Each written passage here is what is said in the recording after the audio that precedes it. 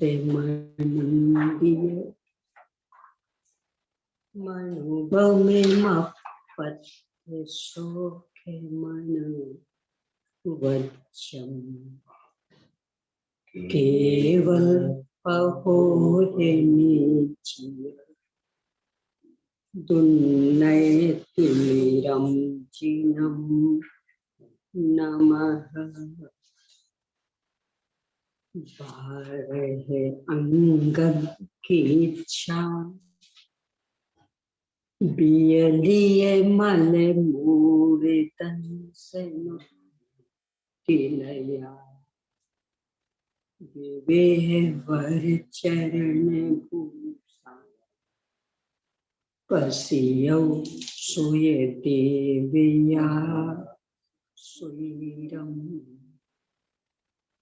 सयल गण पाऊ में रविनो विविहिति वीरा या विने संगा नीरा या विपुरा गण हर देवा पसियन्तो पसियौ महुधर सेनो परवाई गयो हितान वर सिंहो सेधन्तामिय सायर तरंग संघाय थो होए मनो प्रणमामि पोपेदन्तं दुकेयन्तं दुन्नयन्धियारिता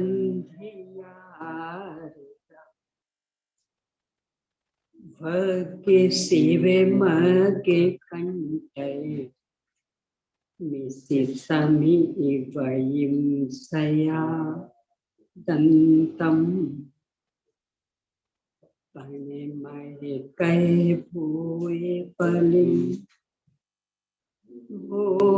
बलिं के सेवा से परिभो हुए बलिं विनी है बम है पसेरम बैठा वीर विमलना बम है पसेरम नमो अरिहन्ताणं नमो सिद्धाणं नमो आयर्याणं नमो उवच्छायाणं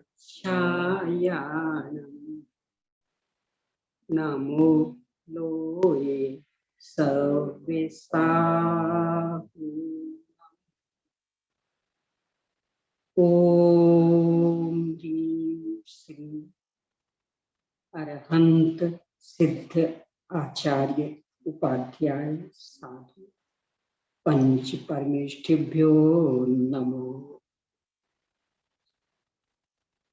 आचार्य श्री धरसिंह स्वामी द्वारा प्रदत्त ज्ञान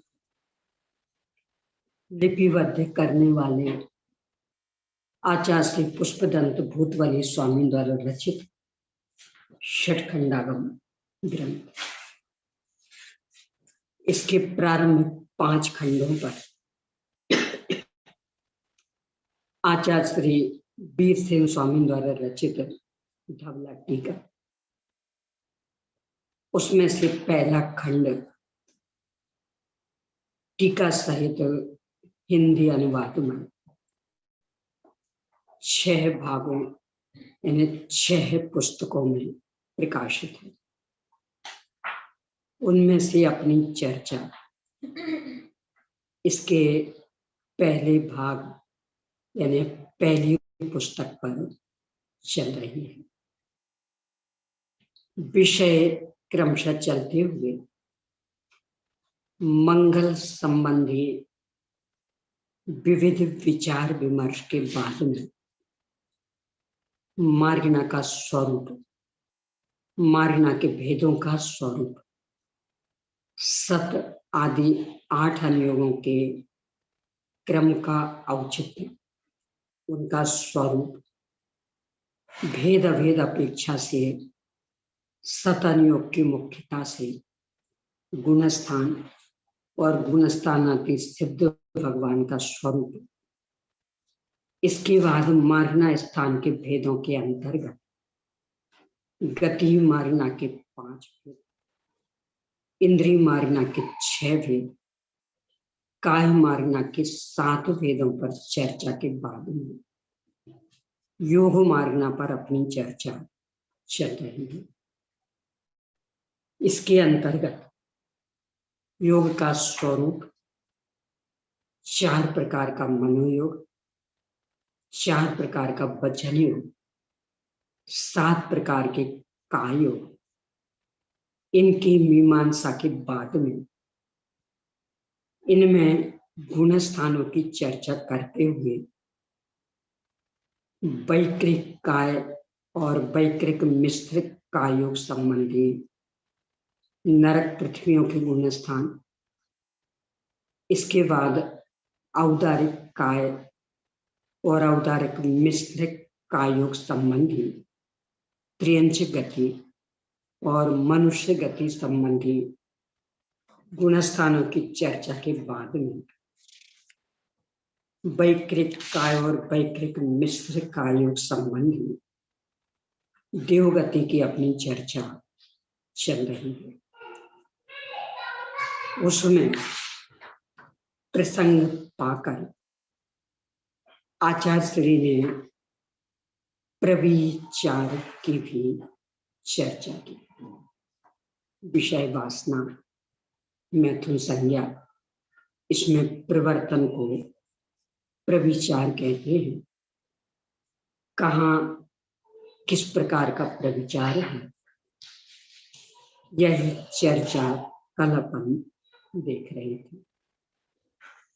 341 पेज पर आ गए हैं। मूल जो इसमें ध्यान में रखने योग्य बात वो ये कि अकेले प्रविचार के विशिष्ट अंगों से इस कार्य में प्रवृत्ति करना ही मैथुन संज्ञा नहीं है, प्रविचार नहीं है, मतलब वो तो है ही, उसे तो सारी दुनिया प्रविचार मानती है। इसके भी अतिरिक्त पारस्परिक स्पर्श, राग भाव से उनके शब्द आदि को सुनना, आभूषण आदि की आवाज, मधुर संगीत, हास्य ललित आदि शब्दोच्चार, ये भी प्रविचार है। इतना ही नहीं, मन में संकल्प करना भी प्रविचार है, क्योंकि 13वें, 14वें, 15वें, 16वें स्वर्ग में मन के संकल्प से ही इसकी पूर्ति होती है। आज की संस्कृति में इस ओर अपन ध्यान नहीं देते हैं। ग्रंथों में तो इनका वर्णन कल चर्चा की थी। राजुल ने बस यही तर्क तो दिया था कि भले ही शादी की औपचारिक क्रियाएं नहीं, बस सगाई हो गई, हमने मन से स्वीकार कर लिया था उन्हें, तो अब इस भाव में कोई दूसरा पति नहीं हो सकता। ये कितना बड़ा सत्य है, और यदि ये सत्य स्वीकृत हो जाए तो ये जो स्कूल कॉलेजों में अनर्गल प्रवृत्तियां चल रही, उन पर लगाम लगे। यानी अध्ययन के समय इस ओर दृष्टि ही ना जाए। माता पिता ने पढ़ने के लिए भेजा तो बस मात्र पढ़ना, हस्बैंड वाइफ खोजने के चक्कर में नहीं। और उलझते हैं, तो वो संबंध हो पाया नहीं हो पाया वो तो भविष्य बताए, पर इनका संबंध तो हो गया।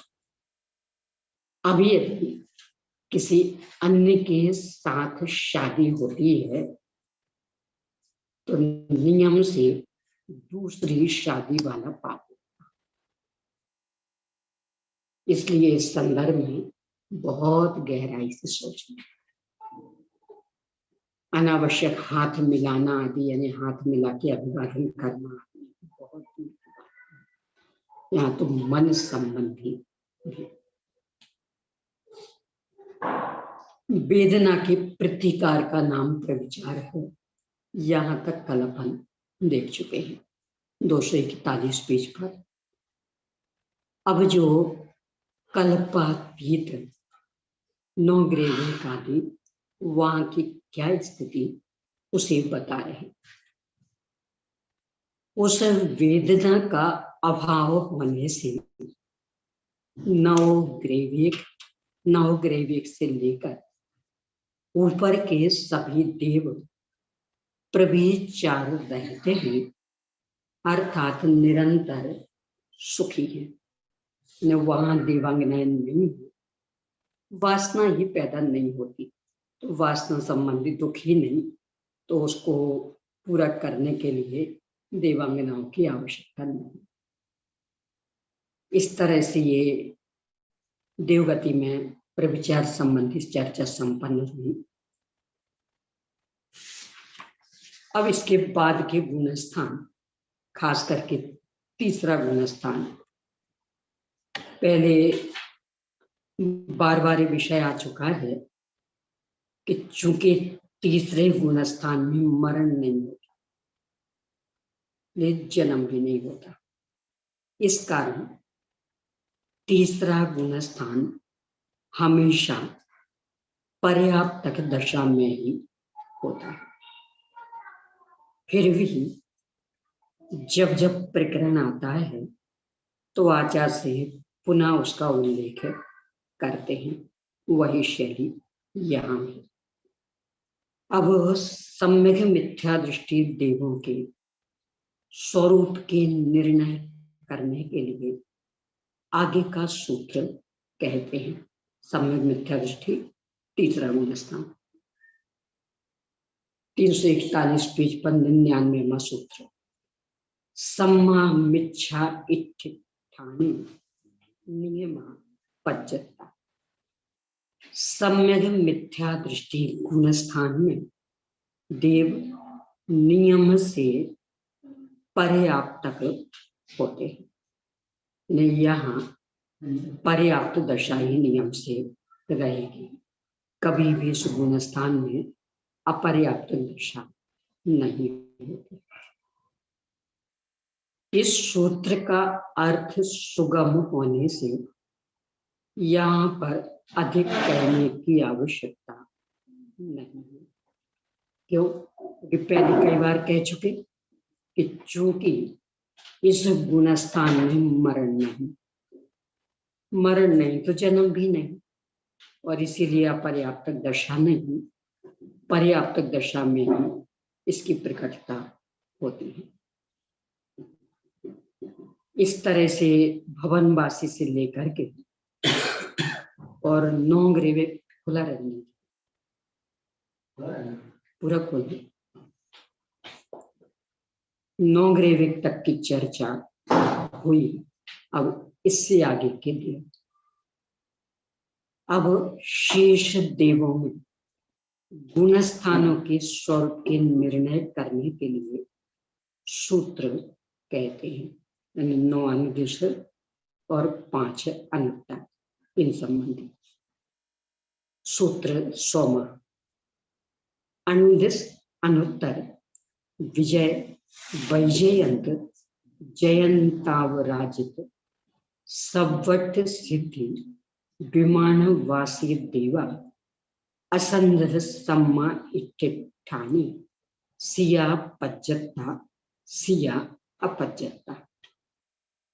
9 अनुदेशों में और विजय वैजयंत, जयंत, अपराजित और सर्वार्थ सिद्धि, इन 5 अनुत्तर विमानों में रहने वाले देव असंयत सम्यक दृष्टि गुणस्थान में पर्याप्त भी होते हैं और अपर्याप्त भी होते हैं। यानी इन 14 विमानों में 9 अंधश्र और 5 अन्यथा, इन 14 विमानों में एकमात्र सम्यक दृष्टि ही उत्पन्न होगी और सम्यक दृष्टि ही मरण होगा। तो यहाँ चौथे गुणस्थान के अतिरिक्त और कोई सा भी गुणस्थान नहीं है। उनका सम्यक तो वहां छूटेगा भी नहीं। क्षायोपशमिक सम्यक दृष्टि हो सकते हैं पर छूटेगा नहीं नियम से। काफी कुछ तो क्षायिक सम्यक भी रहते पर क्षायोपशमिक भी हो सकते हैं पर नियम से नहीं छूटेगा इस स्थिति वाले। ये 5 विमान सबसे अंत में है। इस बात के प्रकट करने के लिए 5 ही विमानों के नाम कहे गए। अनुत्तर संबंधी 5 विमानों के नाम गिनाए, उसका कारण बता रहे कि ये सबसे अंत में है। इसके बाद संसारी जीवों की यानी पंचेंद्रिय संसारी जीवों की सीमा समाप्त। इसलिए शेष स्वर्गों के नाम भी कहने चाहिए परंतु उनका वर्णन यथावसर करेंगे। यानी 5 अंत के विमानों के तो आपने नाम बता दिए, 16 स्वर्गों के भी नाम बता दिए, 9 ग्रेवे के और 9 अनुदिश, इनके नाम नहीं बताए तो वो भी बताने चाहिए ना। तो कह रहे आगे बताएंगे क्रमशः, जब समय आएगा बताएंगे, अभी नहीं। इस प्रकार योग मार्गना के निरूपण करने के अवसर पर पर्याप्त और अपर्याप्त काल युक्त 4 गतियों में संपूर्ण गुण स्थानों की सत्ता बतला दी गई। शेष मार्गनाओं में यह विषय क्यों नहीं कहा जाता है? नहीं कहते हैं क्योंकि इसी कथन से शेष मार्गनाओं में इस विषय का ज्ञान हो जाता है, क्योंकि 4 गतियों को छोड़कर अन्य मार्गनाएं नहीं पाई जाती। क्या कहना चाहते हैं? आपने कहा पर्याप्त अपर्याप्त युक्त संपूर्ण गुणस्थानों की सत्ता बताई। पहले प्रतिज्ञा की थी कि सब अनियोग की मुख्यता से यहाँ वर्णन करेंगे। तो सबसे पहले कहा था, वो फिर आगे आके यहाँ कहा, बाकी में तो नहीं कहा। कहने की आवश्यकता क्या थी? एक बार संकेत दे दिया, आप सब में लगाते रहिए। एक बात। दूसरी बात कि वास्तव में 4 गतियां ही तो शेष मार्गनाओं में फैली हैं। तो 4 गतियों की चर्चा विस्तार से कर दी तो एक प्रकार से सारी चर्चा हो गई, कुछ छूटा नहीं, क्योंकि बाकी सब मार्गना इसमें गर्भित है। तो ये जो प्रविचार वाली भी चर्चा वो भी सब में समझी जा सकती है। इस तरह से यहाँ आकर योग मार्गना अपनी संपन्न हुई। अब प्रकरण बदल रहा है, वेद मार्गना प्रारंभ हो रही है। इसलिए योग मार्गना का इसको बताने के पीछे उद्देश्य, इसको समझने से लाभ, इसको जानने का प्रयोजन, इस विषय पर अपन थोड़ी चर्चा करते हैं। सत्य तो 4 प्रकार का मन योग और 4 प्रकार का वचन योग, इस संबंधी चर्चा तो उस समय अपन कर चुके थे। मुख्य बिंदु उसमें ये था कि असत्य और उभय ये 12वें गुणस्थान तक, यानी इस भ्रम में नहीं रहना। तो हम बिल्कुल झूठ नहीं बोलते। पूछ लो किसी से कि ज्यादा सत्यवादी मत बनो। 13वां गुणस्थान हो गया क्या? कौन से नहीं? 12वें गुणस्थान तक असत्य। यदि सामने वाला कह रहा कि आप झूठ बोल रहे हैं तो स्वीकार कर लो कि बात सही है। क्यों? अभी हम 13वें गुणस्थान वाले हैं, तो किसी ना किसी रूप में झूठ होगा। यानी अनावश्यक विवाद बढ़ाने की आवश्यकता नहीं है। 12वें तक चलता है। ये उसमें मुख्य था, बाकी तो सामान्य बातें ही थी। यहाँ कायोग के 7 भेद, इस संदर्भ में कर्मण कायोग को लेकर के अपन ने बहुत चर्चा की। यहाँ भी बहुत खुल करके चर्चा आई। यदि वह विधिवत हृदयंगम हो जाए तो उसको लेकर के जो विविध भ्रम चलते और अपन भी शोक मनाते रहे, उन सब पर विराम लग जाए। यहाँ प्राणांत हुआ वो 1, 2 या अधिक से अधिक तीसरा समय जन्म हुआ। तो आत्मा भटक रहा, इसके लिए कोई अवसर नहीं। और वहां तो जन्म हो गया, अब किसके लिए रो रहे?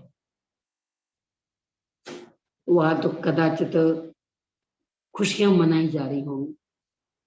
देवगति में जन्म हुआ हो, वहां तो खूब नाच गाना होने लगे, नया देव आया, नया देव आया, इसकी खुशी। और अपन रोए जा रहे, किसके लिए? यही कारण शोक को द्वेष में गिना। अपन तो ये कहते हैं कि उसके प्रति राग है ना तीव्र, इसलिए रो रहे। तो भगवान ये कह रहे तीव्र द्वेष है इसलिए। कषाय और नो कषाय का वर्गीकरण जब राग और द्वेष में किया जाता तो शोक द्वेष में। ये बात अपने को स्वीकृत हो रही कि किसी के लिए हम रो रहे तो उसके प्रति द्वेष है इसलिए रो रहे, कि राग है इसलिए रो रहे। आपके पिताजी गुजर गए थे, वही माता जी गुजर, दोनों एक साथ। और पिताजी कुछ पहले, मतलब अभी माता जी गुजर, यानी जिस समय फोन था वो माता जी। तो रोई क्यों? रोई? स्वराग था। आचार्य से पूछो, वे कह रहे द्वेष था, राग नहीं था। राग होता तो रोती नहीं, द्वेष था। कैसे? बीमार थी, हर तरह से परेशान हो रही होंगी बीमारी के कारण। छुटकारा मिल गया, वो आपको पसंद नहीं आ रहा। मैंने उनकी तो एक प्रकार से तकलीफ समाप्त, आपको पसंद नहीं तो ये द्वेष नहीं है। और कदाचित जीवन अच्छा रहा हो, देवगति में गई हो, तो वहां तो खुशियां मनाई जा रही। नया जन्म, वैकृत शरीर, सारी चिंताओं से मुक्त, कोई बाल बच्चों की समस्या नहीं, बुढ़ापा आदि की समस्या नहीं। आपसे नहीं देखा जा रहा उनका सुख, किस लिए रो रहे? नहीं, सब हमारी चिंता रखती थी, तो इसका मतलब स्वार्थ के लिए रो रही है, यानी उन्हें साता मिले इसकी खुशी नहीं है। हमारी चिंता कौन करेगा, ये तो स्वार्थी वृत्ति है। उनका जीवन अब हमारी चिंता से मुक्त हो गया, तो इसकी खुशी मनानी चाहिए थी कि चलो अच्छा रहा, कम से कम एक को तो हमने हमारे कारण से एक को तो निश्चिंता मिली हमारी ओर से, खुशी नहीं, द्वेष नहीं।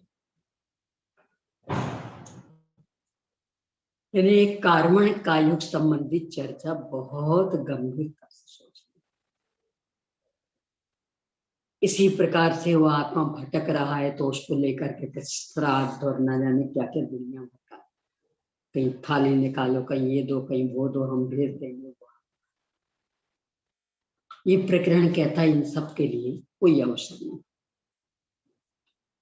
ऐसे ही विग्रह गति के बाद अपर्याप्त दशा की चर्चा की कि अंतर मुहूर्त तक निर्वृत्ति अपर्याप्त रहता और पर्याप्तियां पूर्ण हुई कि प्राण संज्ञा क्षण।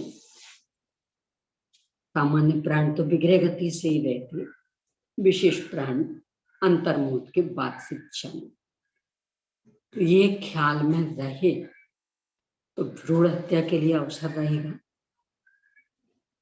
ये सब 2-3 महीने तक जान थोड़ी है उसमें, 2-3 महीने तक एक समय भी बिना प्राण के नहीं। यहाँ उदर में आया प्राण लेकर,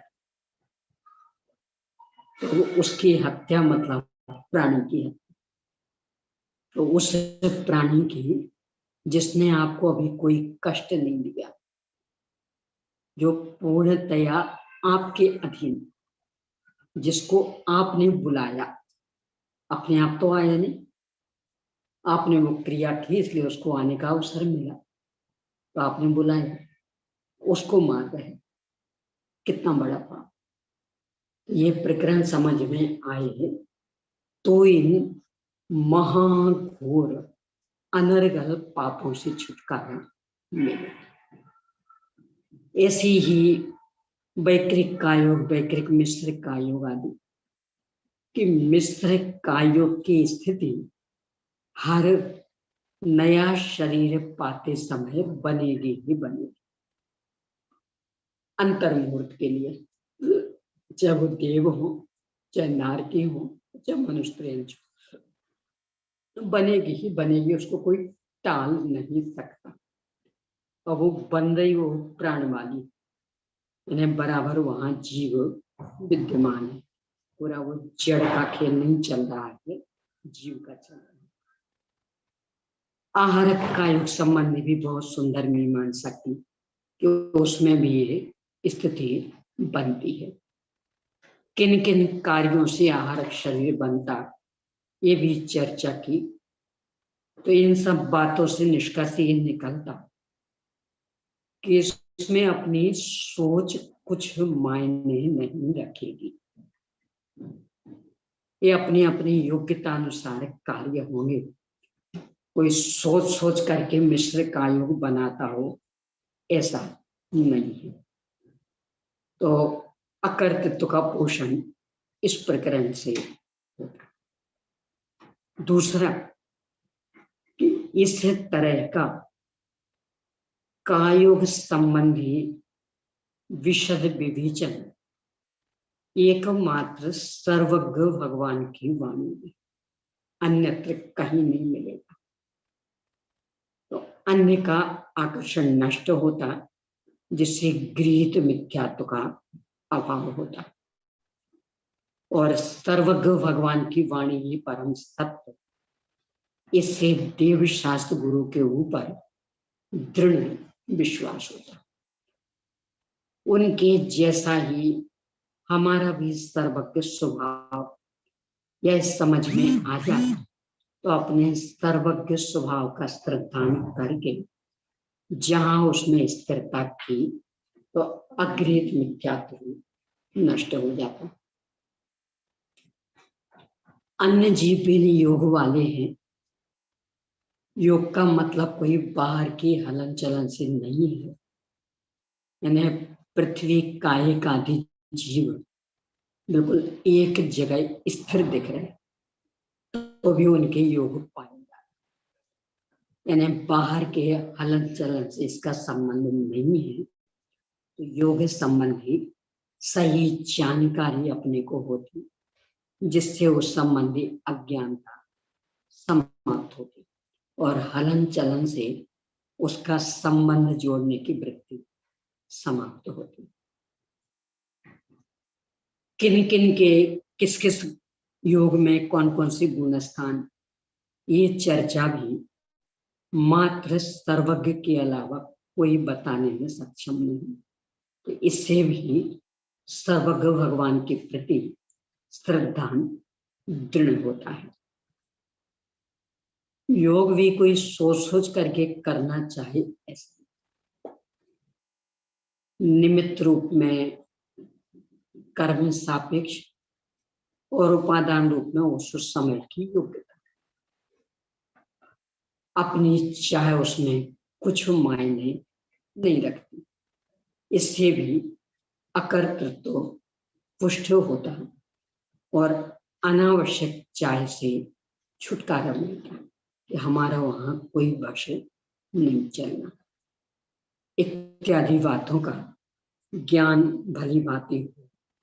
इसके लिए योग मार्गना वाला तो मुझे प्रश्न आया है प्रियंका जी का, तो कह रही है कि जो पंचेंद्रिय जीव गर्भ में जन्म लेता है वो रज या वीर में पहले से रहता है या दोनों के मिलने पर बाहर से आकर जुड़ता है। रज वीर में पर्याप्त जीव रहते हैं या अपर्याप्त, कितने इंद्रिय होते हैं? मनुष्य के शरीर में जो 7 धातुएं हैं, प्रत्येक धातु में असंख्य असंख्य दृष्टि। तो जो जीवदया वाली पुस्तक है, असंख्य असंख्य दृष्टि, ये तो भगवान बता रहे। तो चूंकि रज भी एक धातु, वीर भी एक धातु है, इसमें निकाल दिया नहीं, इसमें नए वाले आपके पास पीडीएफ सीखी है क्या? पुरानी उस सबसे अंतिम पेज पर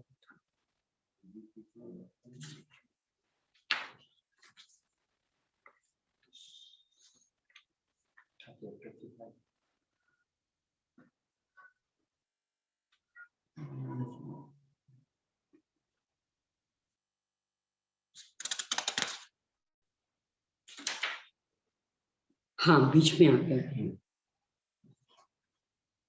37 नंबर पेज पर।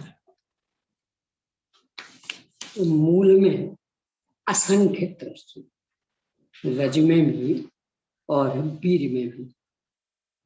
वैज्ञानिकों ने भी पूरे तो गिनना संभव नहीं था। पानी में जैसे बताते हैं, देखो साफ दिखने वाली एक बूंद, उसमें 36,450 दृष्टि, इतने तो माइक्रोस्कोप पर गिन लिए गए। 37 नंबर का पेज। भगवान तो कह रहे हैं असंख्य जीव। ऐसे ही वीर्य स्खलन में, यानी वीर्य में उसमें असंख्य जीव, पर वैज्ञानिकों ने जो गिने उसकी संख्या दी है। ये देखिए 37 नंबर पेज पर, ये ह्यूमन पर दिया है नहीं, ह्यूमन फिजियोलॉजी क्या पैथोलॉजी पैथो थोड़ी फिजियो क्या है,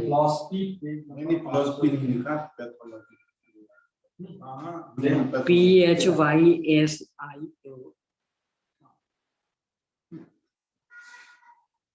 pathology. Physiology, pathology, physiology, human physiology, page number 551।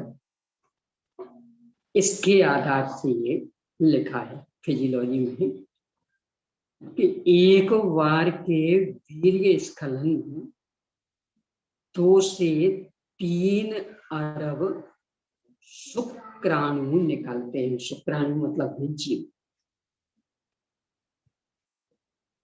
काम क्रीड़ा में ये सब संघर्षण से मर जाते हैं और महाहिंसा होती है। पुरुषार्थ सिद्धि उपाय में आचार्य अमृतचंद स्वामी ने ये लिखा कि जैसे एक नली में तिल भरे, तिली, और फिर एक लोहे की छड़ी एकदम गर्म करें, एकदम लाल स्वरूप हो जाए, और उसको उस नली में घुमा दे। तिली बहुत जल्दी सीखती, और वो एकदम लाल छड़ी उसको घुमाए तो पूरी तिली फटफटा जाएगी। ऐसी स्थिति बनती है मैथुन क्रिया में। तो असंख्यात मनुष्य आदि जीव त्वरित मरण को प्राप्त हो जाते। असंख्यात, ये एक बात हुई। अब दूसरी बात कि कदाचित गर्भ धारणा हुई तो जो ये जीव इसमें थे, यानी धातुओं में पहले से, तो वे ही उस गर्भ में बच्चे के रूप में आए हैं कि दूसरे, तो उसमें कोई भी हो सकता। यानी जो भी मनुष्य आयु बांध है तो कदाचित वे जीव भी मनुष्य आयु बांध सकते, यानी पहले से जो रजवीर में थे और मरे, कदाचित तो नहीं मनुष्य आयु बांधी हो, वो भी मनुष्य रूप में आ जाए, तो कदाचित कोई दूसरा भी हो सकता है। यानी उसमें तो कोई भी संभावना है, वे भी और दूसरे भी, क्योंकि इन जीवों, ये भी त्रियंची है, त्रियंचों के मनुष्य आयु को बंध तो हो जाता है, तो हो सकता है। पर्याप्त तक या अपर्याप्त तक, तो ये भी दोनों प्रकार के। वहां जो लब्धि अपर्याप्त तक होंगे तो वे तो निर्वृत्ति पर्याप्त, और जो पर्याप्त तक वे पूरी आयु वाले, यानी अपने शरीर की धातु उपधातु में सभी प्रकार की जीव राशि रहती, पर्याप्त तक भी अपर्याप्त तक भी, और 2 इंद्रिय से लेकर पंचेंद्रिय तक, सैनी पंचेंद्रिय मनुष्य तक, सब प्रकार के, तो सब प्रकार की जीव राशि दिखाई। संकर जाति संकर दोष क्या रज और वीर से होता है? मूल में उसी से, यानी मूल में जो जाति है वह है माँ से मानी जाती, और कुल ये पिता से, यानी पिता का वंश ये कुल कहलाता, और माँ का वंश मतलब मामा का वंश ये जाति कहलाती।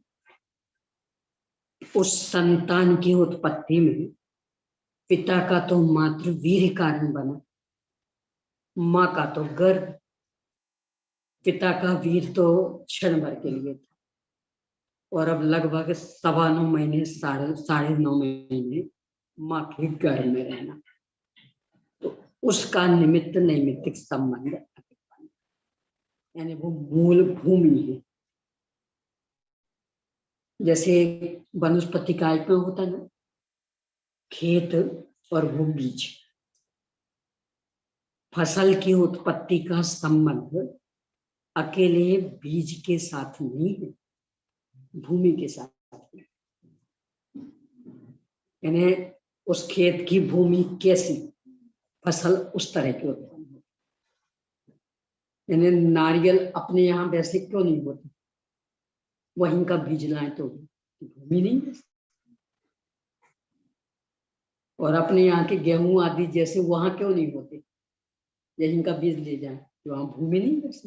वहां का चावल आप यहाँ के पानी से बना, आपको वैसा नहीं बनेगा, ये है। तो जैसा इसमें अंतर पड़ता ऐसे ही मनुष्य की उत्पत्ति, यानी माँ का गर्भ वो भूमि है, तो उसमें यदि वो सुव्यवस्थित नहीं, सदाचार संपन्न नहीं, संतान गड़बड़ है, तो जाति संकर। अभी जो लोक में वर्ण व्यवस्था के अंतर्गत जाति संकर लिया जा रहा, उसमें तो स्त्री पुरुष दोनों का, यानी क्यों, उसका कारण कि जैसे अभी अपन ने वनस्पति का उदाहरण लिया कि मान लो भूमि बहुत अच्छी पर बीज गड़बड़, तो भी फसल अच्छी नहीं आएगी। ऐसे ही पिता एकदम असदाचारी है तो माँ भले एकदम सदाचारी, पर पिता असदाचारी, फसल खराब होगी। तो यहाँ आजकल जो वर्ण संकर चल रहा, उसमें तो माँ का भी और पिता का भी, दोनों का है, यानी दोनों के ही शील का, सदाचार का, कुल का, जाति का सुव्यवस्थितपना ना हो और अनर्गल परिवर्तनवाद, उनसे उत्पन्न हुई संतान जाति संकर या वर्ण संकर नाम से। अगला है महिला दिवस की बधाई संदेश को किस तरह लेना चाहिए? बधाई लेने में स्त्री पर्याय की अनुमोदना या अगले भाव में भी स्त्री वेद का बंध होने का पाप लगता है? अनुमोदना भी और पाप का भी कारण, इसकी बधाई दे रहे, ये अच्छी दशा थी। आज है ना महिला दिवस है आज। कोई अच्छी दशा है कि 12,000 कम कर दिए। महिला दिवस के ऊपर 12,000 रुपये कम कर दिए। मैंने परिग्रह संज्ञा और बढ़ा लो। देखो वास्तविकता तो ये है कि वास्तव में यदि आप कुछ करना चाहते तो महिला पने का जो गौरव, आप उसको उजागर करिए,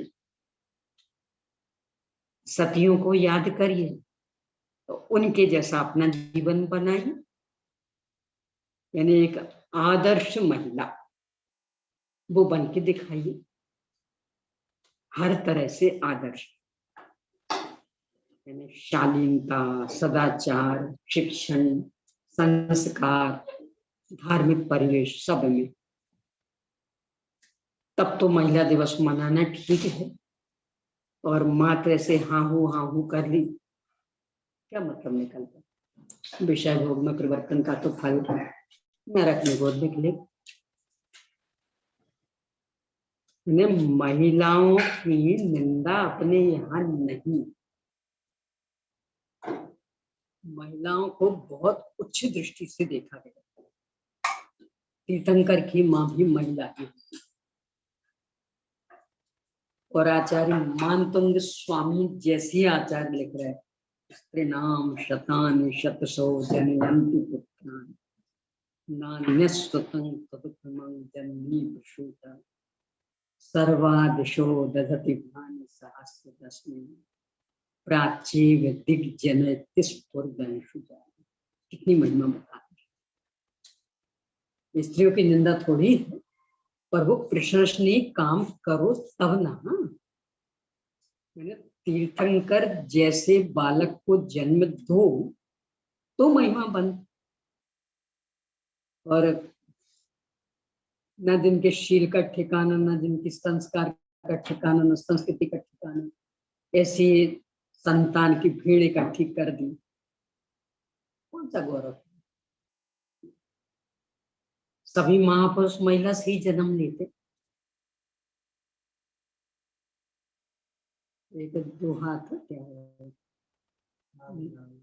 नहीं, हाँ उसी नारी से 45-24 क्या है पूरा?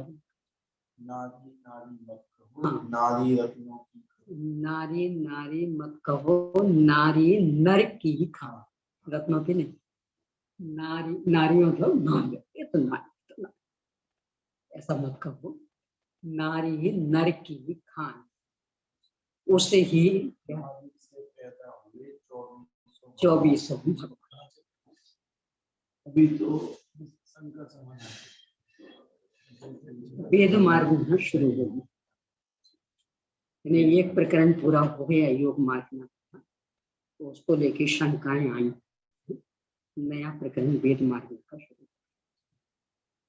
तो मूल में ये जो नारी की क्षमता, भगवान भी नारी से पैदा होते, सभी महापुरुष नारी से, गर्भजन्म में तो नारी से पैदा होना।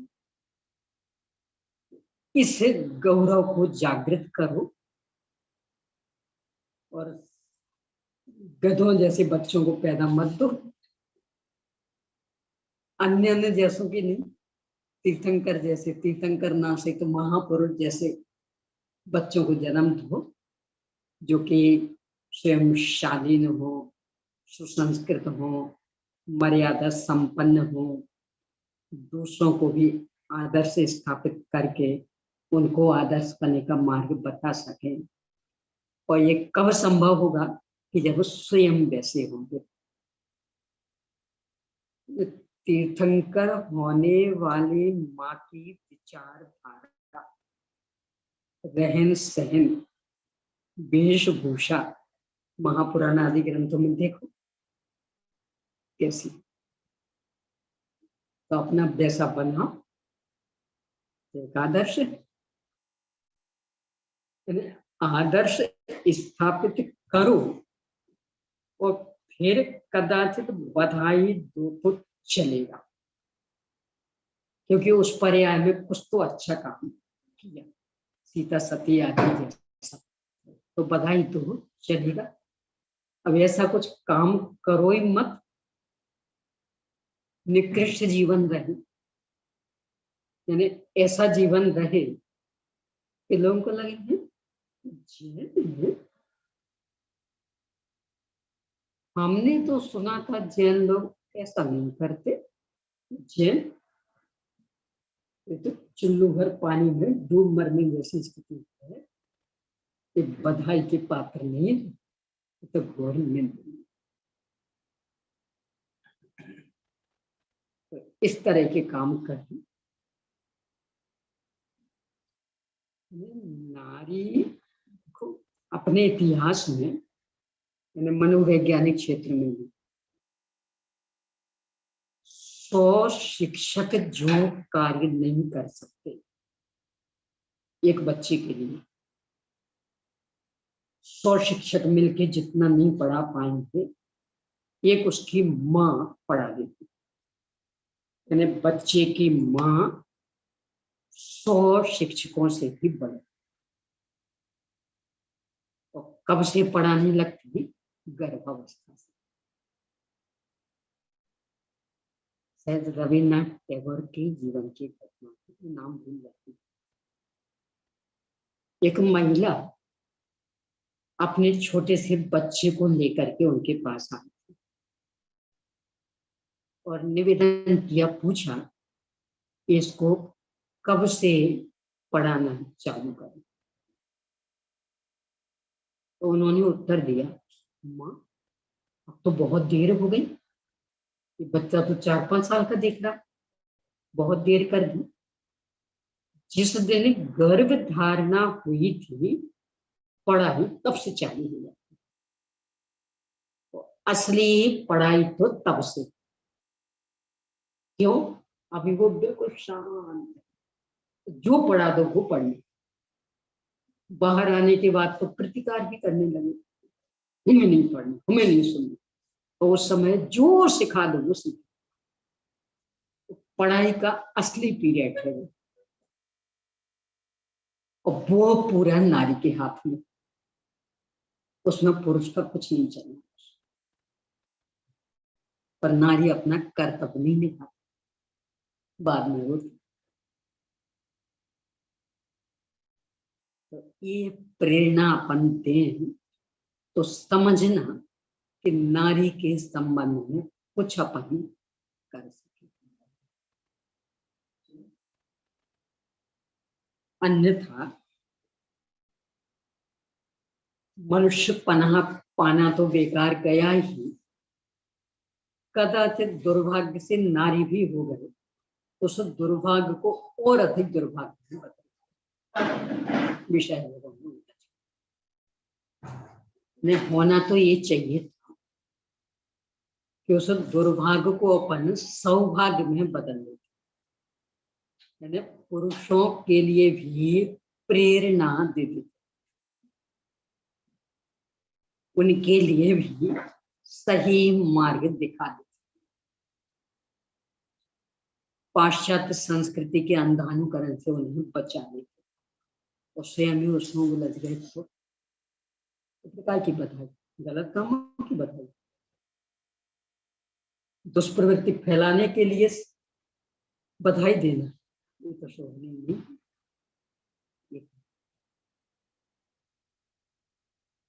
एक बार पहले भी चर्चा की है अपन ने, क्योंकि प्रश्न आया इसलिए दोहरा रही हूँ।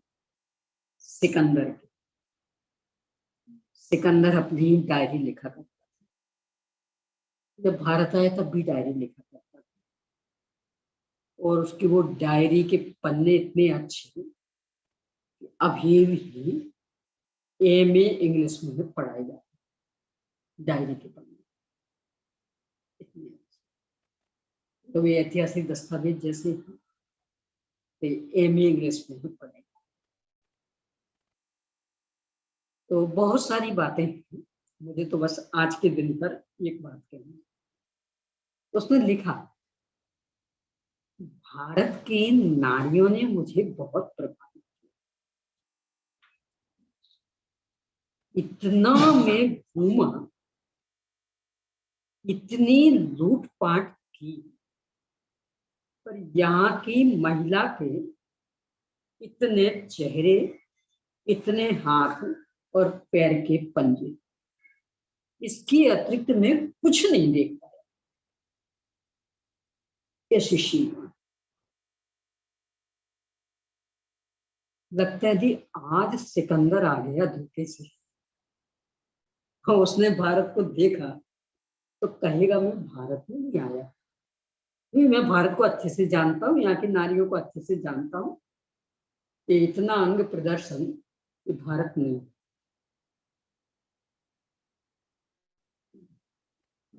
ये 5.5 मीटर की साड़ी, वो पेट पेट दिखती रहती,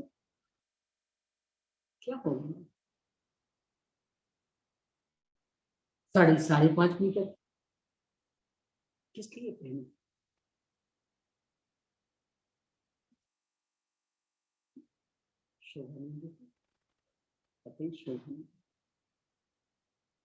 साड़ी है वो समेटने के लिए नहीं, फैलाने के लिए, पूरा अपने ढका रखना।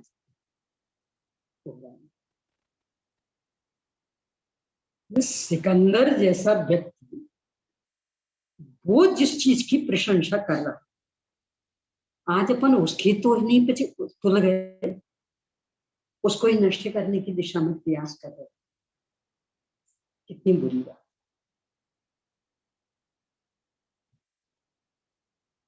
ये कुछ काम करके बताओ, फिर बधाई देती, यानी जो महिलाएं इस तरह की हों तो उनको प्रस्तुत करो, बधाई दो, हाँ बहुत अच्छा। देखो ये बधाई आदि की बातें ऐसी हैं, किसी भी एक सच्चरित्र, सुसंस्कृत, सदाचारी, उसकी प्रशंसा में बोला गया आपका एक वाक्य न जाने कितनों को उस मार्ग पे आगे बढ़ा देगा, फिर उसमें कंजूसी नहीं, और उसी अनुपात में गलत की तोहिनी भी कर, भले नाम लेके नहीं कह सकते तो मत लो, पर बिना नाम लिए जो मंदिर में सही ढंग से साड़ी पहन के नहीं आ सकती, वो कहा कि महिला जो दुपट्टे का उपयोग भी नहीं कर सकती वो काय की महिला है, जिन्हें साड़ी पहनने में शर्म आ रही वो काय की महिला है, जिन्हें भारतीय वेशभूषा नहीं पहन सकती, ये करो इस रूप में बधाई दो। संस्कृति का गौरव, संस्कृति संरक्षण की भावना हर चीज में, पहना ओढ़ाओ, खान पान, चाय दाल, सब अध्ययन मनन चिंतन संतान को सुसंस्कृत करने में हर एक में। तो कदाचित आदर्श स्थापित करेंगे तो बधाई की पात्र हो सकती है, अन्यथा तो कोरी औपचारिकता रहती। क्यों? क्योंकि महिला दिन एक दिन मनाने का मतलब क्या, क्या कर लेंगे 24 घंटे उनके साथ, कैसा बना। मातृशक्ति यदि अच्छी लगती तो मातृशक्ति के रूप में उसे देखो ना, फिर बलात्कार आदि के भाव आएंगे, दुराचार आदि की संघटनाएं घटनी चाहिए,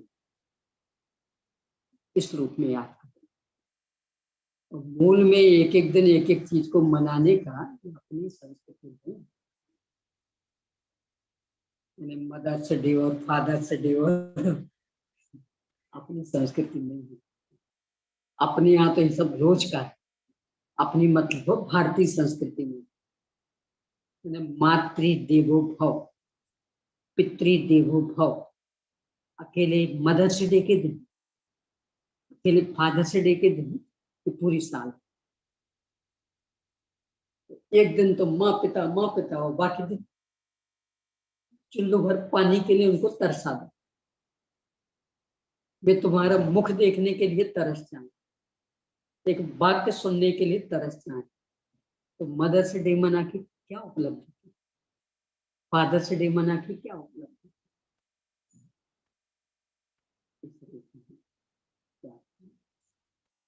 तो आज का कहना महिला देखी मदर्स डे क्या, मात्र महिला, और मदर्स डे अलग, मातृ दिन अलग। इसमें भी महिला को महिला रूप में देखो तो सही।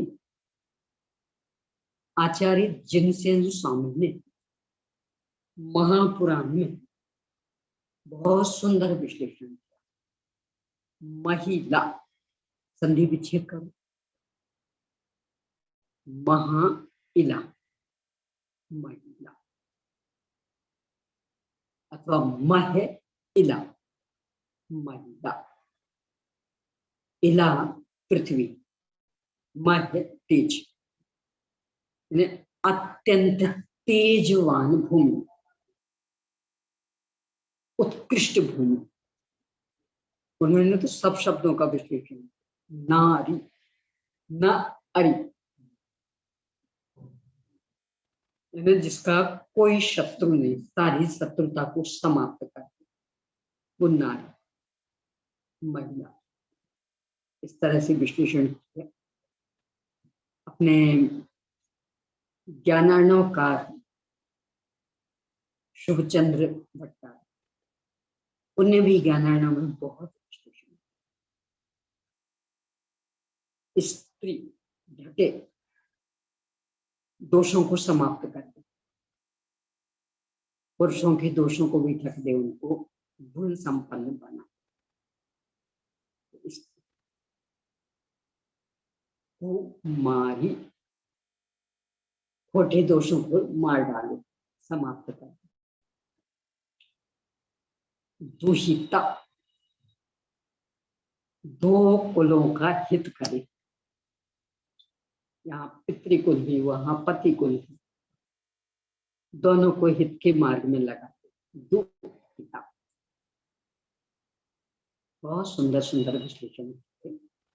तो उन विश्लेषणों को मात्र साहित्यिक रूप न देकर के अपने जीवन में आप यानी स्वयं ऐसे महान कार्य करें और प्रतिदिन, कोई एक दिन एक के लिए ये अपने यहाँ नहीं, अपने यहाँ तो हर दिन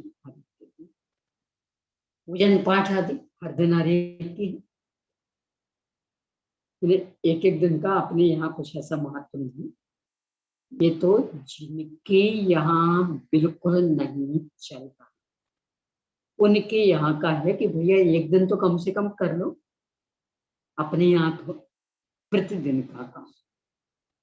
तो प्रतिदिन ही महिला अपने आप में गौरवान्वित रहे, अपने धर्म के संरक्षण में, शील के संरक्षण में, संस्कृति के संरक्षण में, सदाचार के संरक्षण में निरंतर संलग्न रहे और दूसरों को भी मार्गदर्शन दे, तो समझना कि महिला महिला।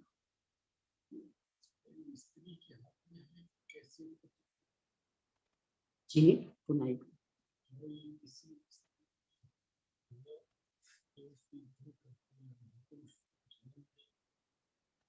निमित्त नैमित्तिक संबंध बहुत बनता है।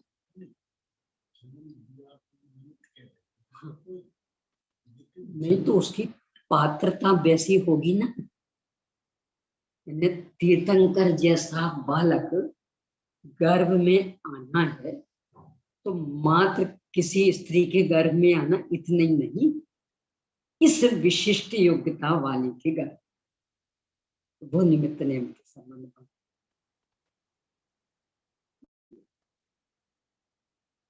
निश्चिततम निमित्त नैमित्तिक संबंध, और इसीलिए तो अभी बालक गर्भ में नहीं आया, 6 महीने बाद आएगा, तो तब से यहाँ माता पिता के यहाँ उत्सव जैसे तो देवा करके और रत्न वृष्टि आती, अभी गर्भ में नहीं है, 6 महीने बाद आएगा।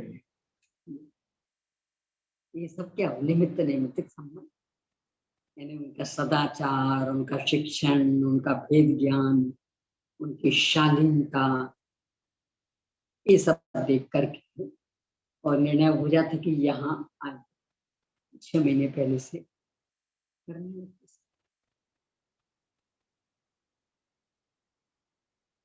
इतना तो दूसरे लोग भी स्वीकार करते। ये महाराणा प्रताप के संदर्भ में आता है, क्या नाम था उनकी माँ का,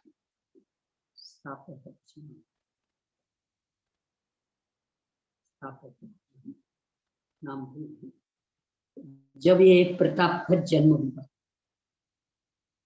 तो सारी प्रजा इस रूप में देख रही, शेर नहीं तो शेर कोई जनेगी ना, ये हमारा शेर राजा।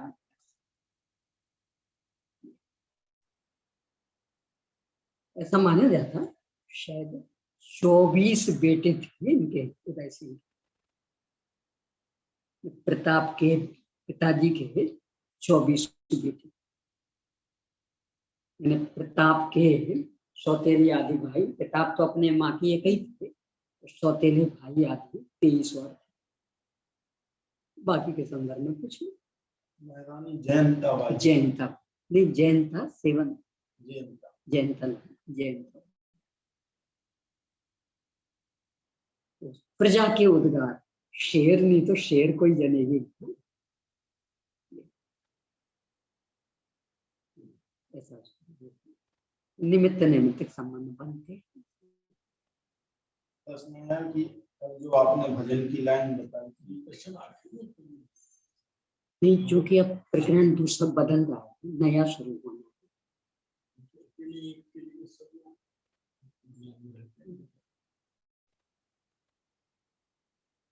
और एक नया प्रकरण शुरू होना। महानंद पर्याय क्रिया की भजन आपने जो बताया वो कहाँ?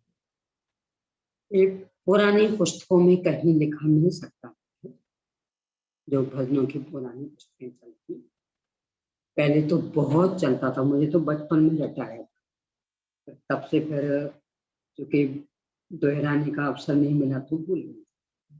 महानंद पर्याय क्रिया की महाकुटिल पापों का फल, तीनों पंथ दुख भोगते यों ही कहीं सुख नारी को कम। पुरानी जो भजनों की पुस्तक में उसमें,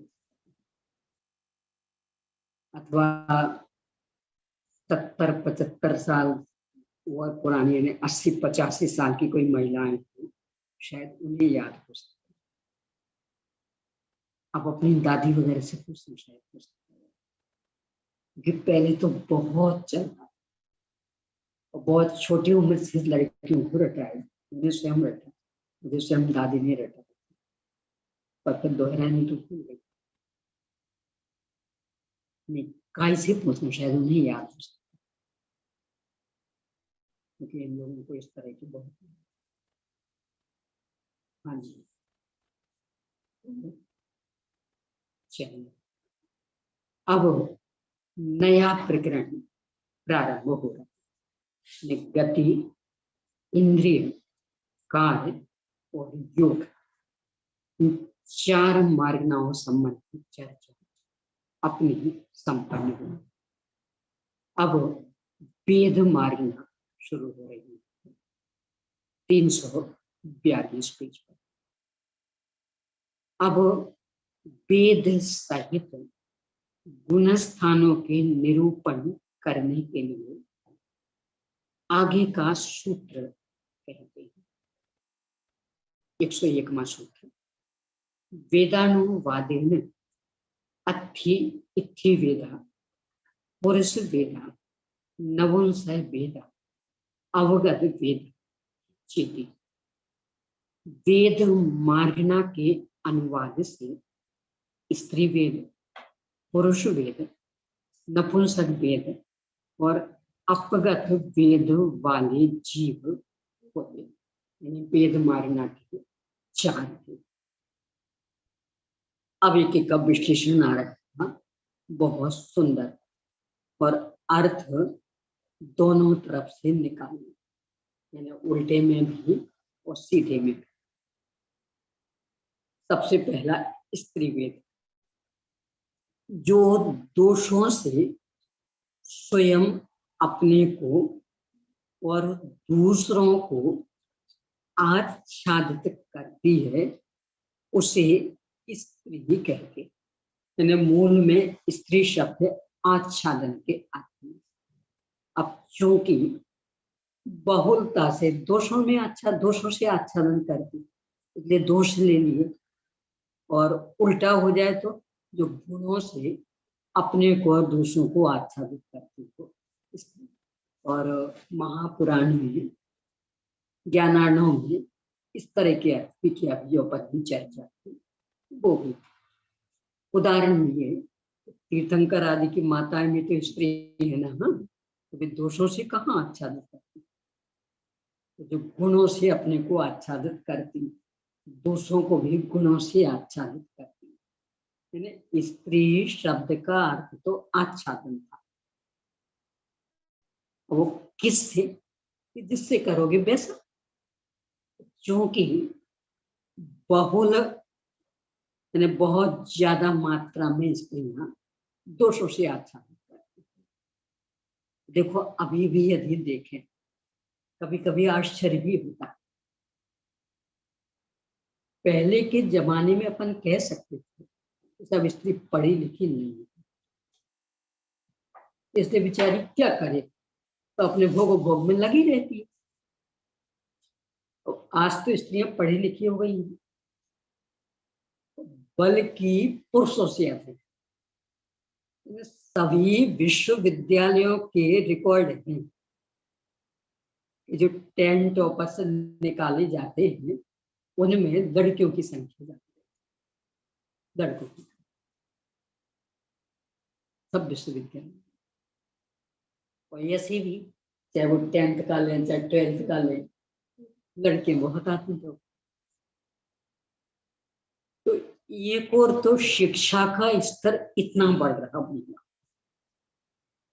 और दूसरी ओर विषय वासना, श्रृंगार के परिणाम, अंग प्रदर्शन के परिणाम, सुविधा भोगी वृत्ति, ये भी स्त्रियों में ही ज्यादा।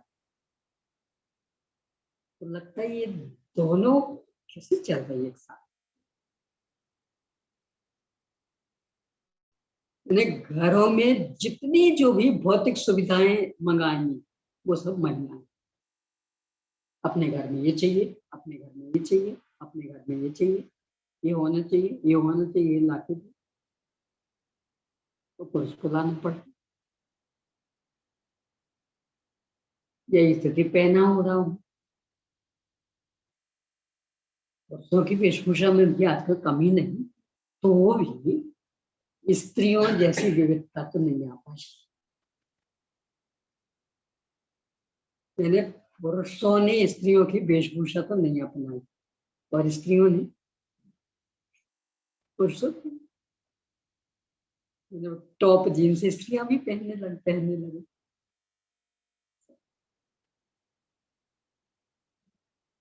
चूंकि बाहुल्य दोषों से आच्छादित करने की ओर है, इसलिए दोषों की मुख्यता से परिभाषा है, पर मूल में स्त्री शब्द लक्ष्य आच्छादित करना, वो तो गुण में भी और दोषों में भी।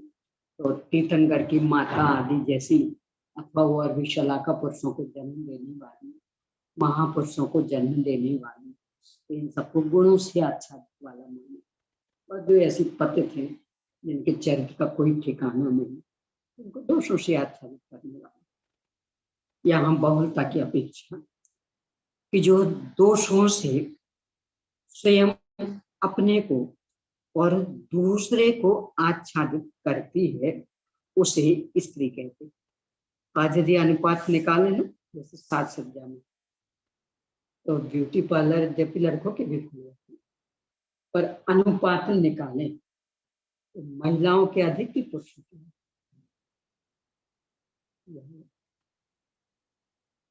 मेकअप आदि के सामान भी दोनों के बिकते, पर अधिक किनके।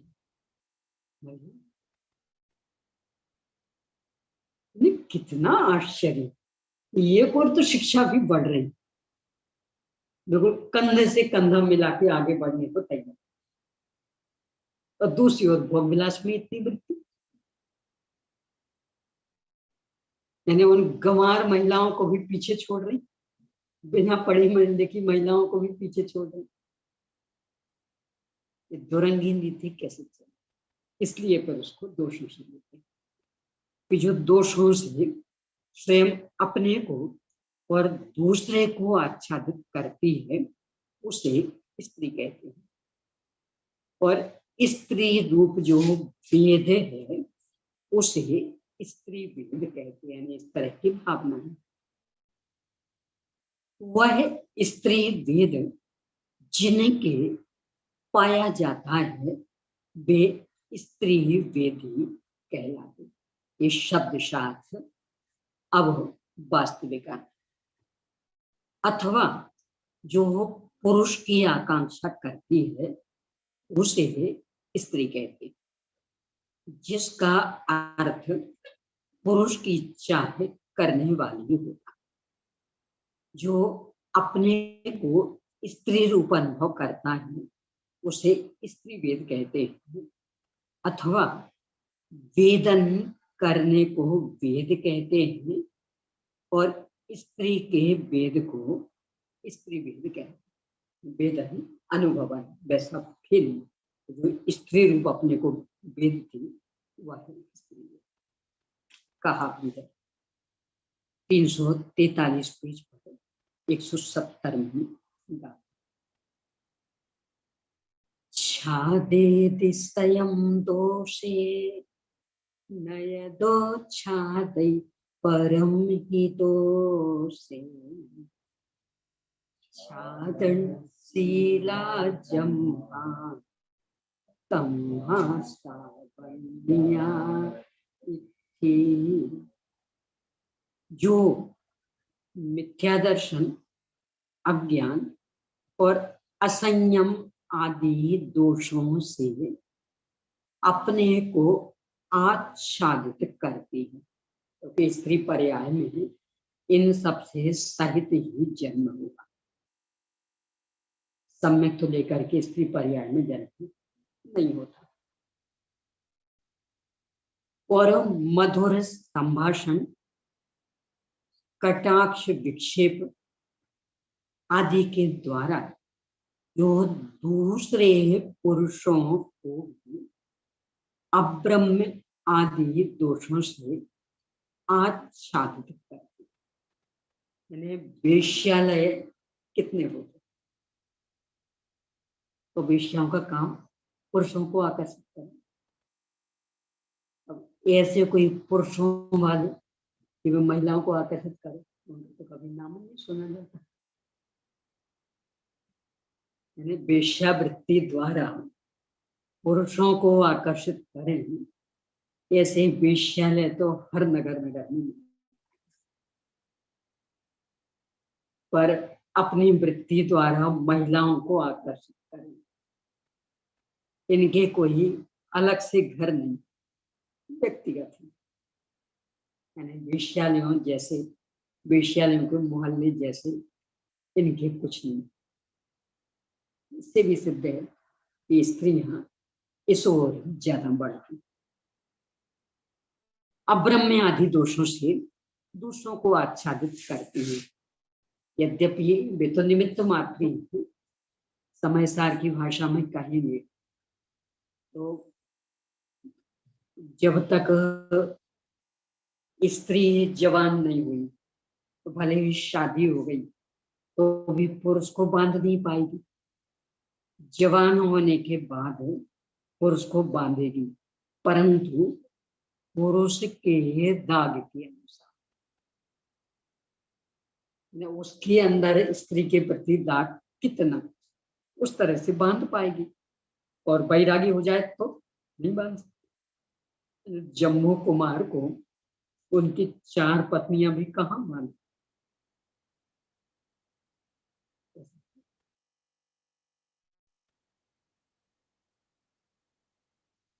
क्योंकि ये प्रेरित करने ही कारण बन गए। उसका कारण है स्त्री की विषय वासना को, आगे इसमें आएगा, कंडे की आग की उपमा दी। पुरुष की विषय वासना को तो तृण में लगी हुई आग, सूखी घास में आग लगे, एकदम से भपके और थोड़ी देर में ही शांत।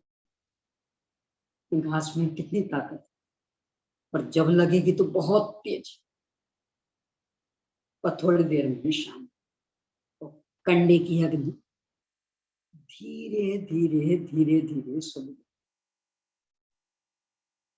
जल्दी आग नहीं पकड़ी, धीरे धीरे सुलगेगी। और जो धीरे धीरे सुलगती तो फिर बहुत देर तक टिकती है। इसलिए ये दूसरों को आकर्षित करने की प्रवृत्ति, जो मेकअप आदि साज सज्जा आदि, वो भी बस दूसरों को आकर्षित करने के लिए। नपुंसक वेद की विषयाग्नि को कहा अवा की अग्नि, कुम्हार का अवा भट्टा निरंतर जलता है, पूर्ति के लिए कोई अवसर नहीं। स्त्री की विषयाग्नि को कंडे की अग्नि की उपमा दी, धीरे धीरे सुलगती, और सुलगे तो फिर जल्दी बुझती नहीं। इसलिए पुरुषों को विषयाशक्त बनाने की दिशा में सक्रियता उसकी ज्यादा होगी। तो जो मधुर संभाषण द्वारा, कटाक्ष विक्षेप आदि के द्वारा दूसरे पुरुषों को भी अब्रह्म आदि दोषों से आच्छादित करती है, उसको आच्छादनशील होने के कारण स्त्री का।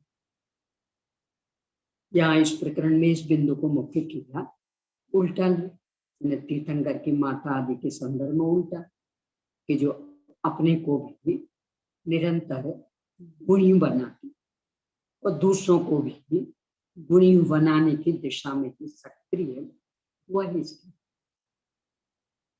अब पुरुष, बहुत सुंदर परिभाषा, यानी अपने पुरुषत्व को इस कसौटी पे बस लेना। जो उत्कृष्ट गुणों में और उत्कृष्ट भोगों में शयन करता है, उसे पुरुष कहते हैं। पुरु और सिंह धातु से शयन के अर्थ में, भोगने के अर्थ में। पुरु उत्कृष्ट, पुरुषेति यानी जो उत्कृष्ट गुणों में, पुरुदेव, पुरुदेव इनका नाम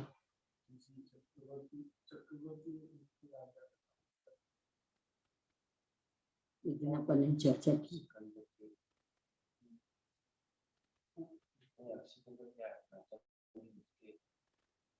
नहीं, पुरुदेव एक अपने यहाँ ग्रंथ है ना, पुरुदेव चंपू। ऋषभदेव भगवान का नाम पुरुदेव, ऋषभदेव भगवान का नाम पुरुदेव, पुरुदेव चंपू में ऋषभदेव का पूरा नाम। तो पुरु उत्कृष्ट, उत्कृष्ट गुण अथवा उत्कृष्ट भोग, इनमें शयन करता, लीन रहता, वह है पुरुष, यानी उत्कृष्ट गुणों में। एक अर्थ।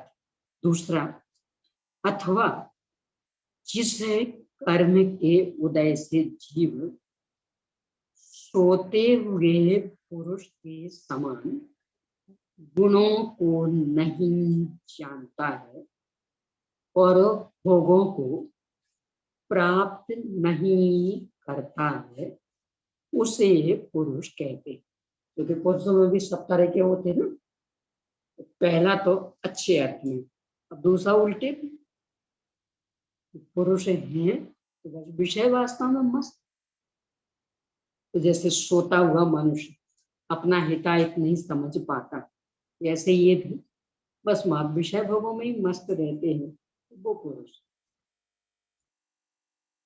तीसरा अर्थ, अर्थात स्त्री संबंधी अभिलाषा जिसके पाई जाती है, उसे पुरुष कहते हैं। चौथा, अथवा जो श्रेष्ठ गुण युक्त कर्म करता है, वह पुरुष।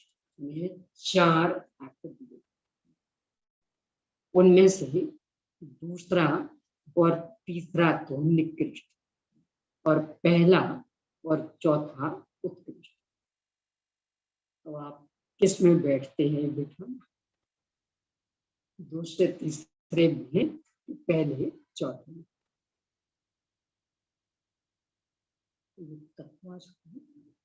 पहला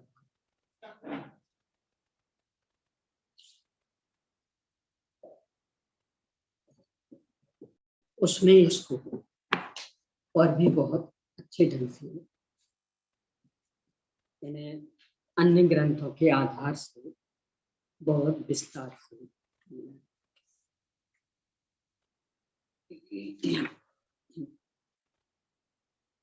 देखिए। और ही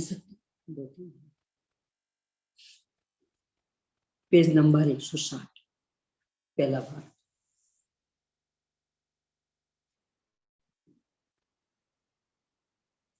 मूल शब्द है पुरुष, इसमें पुरु और शब्द, यहाँ देखिए 160 आपके उसमें है क्या?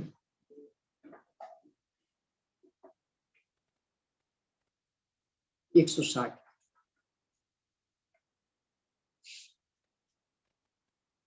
नीचे मूल शब्द है पुरुष, पुरु और शब्द, शाही शीन धातु का रूप है। यहाँ उसके चार अर्थ बता रहे हैं। देखिए, जो जीव पुरु गुण उत्कृष्ट रूप सम्यक ज्ञानादि गुणों के समूह में शेते यानी स्वामी होकर प्रवृत्ति करता है, एक है। दूसरा, पुरु भोग नरेंद्र चक्रवर्ती इंद्रादि संबंधी उत्कृष्ट भोगों के समूह में शेते यानी भोक्ता होकर प्रवृत्ति करता है। अब तीसरा पुरु यानी कर्म अर्थात धर्म अर्थ काम मोक्ष रूप 4 पुरुषार्थमय कर्म का शेते अर्थात आचरण करता है। चौथा पुरु यानी उत्तम यानी परमेष्ठी पद में शेते अर्थात स्थित है वह पुरुष। अब पूरे का एक यहाँ पुरु पद के पुरु गुण पुरु भोग पुरु कर्म और पुरु उत्तम ये 4 अर्थ किए हैं, जिनका समग्र अर्थ है जो सम्यक दर्शन ज्ञान चारित्र रूप सम्यक रत्नत्रय का स्वामी होकर इंद्र चक्रवर्ती आदि के संपदा का भोक्ता हो धर्म अर्थ काम मोक्ष इन 4 पुरुषार्थों का साधन करके अरहंत परमेष्ठी पद को प्राप्त कर विराजमान है वे पुरुष हैं। इस प्रकार पुरुष पद का निरुक्ति परक अर्थ किया है। एक धातु के अनेक अर्थ होने से सेते धातु के स्वामी होना भोक्ता होना साधन करना विराजमान होना इत्यादि अर्थ करना विरुद्ध नहीं।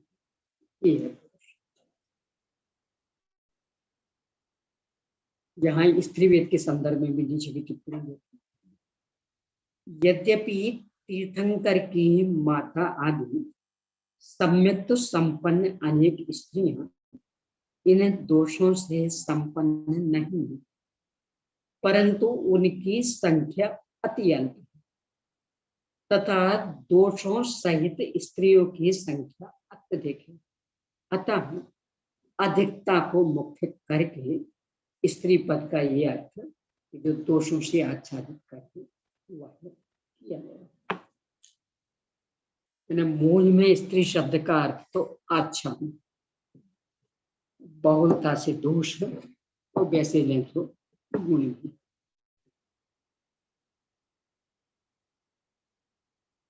तो इस तरह से ये पुरुष पर्याय का पुरुष वेद का होगा। अब इसको लेकर प्रश्न शंका जिसकी स्त्री विषयक अभिलाषा पाई जाती है पर उत्तम गुणयुक्त कर्म कैसे कर सकता है। यानी आपने पुरुष में दोनों को डाला, एक ये भी कहा कि स्त्री संबंधी अभिलाषा जिसके पाई जाती और एक ये भी कहा कि जो श्रेष्ठ गुणयुक्त कर्म करता। तो है तो उल्टा, नीति शास्त्र उल्टा कहता विषयाशक्त चित्तानां गुणः को न नश्यति न वैदुष्यम न शीलम न कुलम। विषयाशक्त चित्त वाले के कौन सा गुण नष्ट नहीं होता,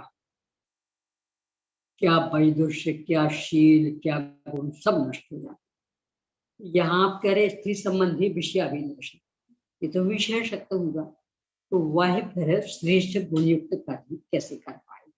विषय का समाधान नहीं, क्योंकि उत्तम गुणयुक्त कर्म को करने रूप सामर्थ्य से युक्त जीव की सही चरित्र पने की अपेक्षा वह उत्तम कर्म को करता है, ऐसा कथन उपचार से किया है। यानी पुरुष ही ये काम कर पाएगा, हर पुरुष कर लेगा ये गारंटी नहीं है, हमेशा करेगा ये भी गारंटी नहीं, पर जब भी करेगा तो पुरुष ही कर पाएगा। इसलिए कहा भी है गाथा 171 पेज नंबर 343 गुण भोगे से करेति लोभं विपुर्गुणं कम् कुरु उत्तमो यज्ञम्हा तम्हासो बन्निदो पुरिसो। ये प्रकरण राग द्वेष को नहीं समझिएगा, यानी कोई स्त्रियों की निंदा और पुरुषों की प्रशंसा, ऐसा नहीं। अवगुण निंदनीय होते हैं और गुण प्रशंसनीय।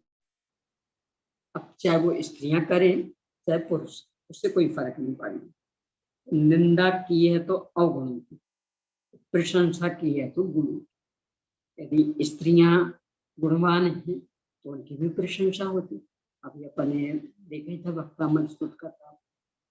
और यदि पुरुष अवगुणी है तो निंदा भी उनकी होती। यानी स्त्री पुरुष से कोई लेना देना नहीं है, अवगुण और गुण से। अवगुण निंदनीय और गुण प्रशंसनीय।